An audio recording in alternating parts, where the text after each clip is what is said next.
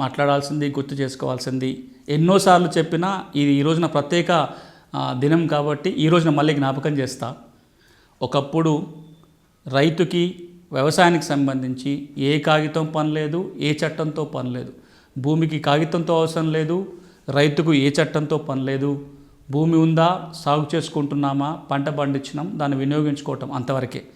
కానీ ఈ రోజున మారిన ప్రపంచ పరిస్థితులలో, మారిన ఆర్థిక పరిస్థితులలో ఎన్నో చట్టాలు రూపొందించుకున్న ఇలాంటి సందర్భంలో చట్టం తెలియకపోతే, చట్టాన్ని వినియోగించుకోకపోతే చాలా వెనుకబడిపోతాం, చాలా నష్టపోతాం. కాబట్టి రైతులకి చట్టాలపై అవగాహన పెంపొందించే కార్యక్రమాలు, రైతు చట్టాన్ని వినియోగం చేసుకోవడం కోసం సహాయం సహకారాలు అందించే ప్రత్యేకమైన కార్యక్రమాలు జరగాల్సిన అవసరం ఎంతైనా ఉంది. భూమి సాగు చట్టాలే ఒక్క తెలంగాణ రాష్ట్రంలోనే దాదాపుగా 250 వరకు ఉన్నాయి. ఇన్ని చట్టాలు కేవలం భూమి వ్యవసాయానికి సంబంధించి, ఇంకా ఇతర చట్టాలు చూస్తే ఇంకా చాలా ఉంటాయి.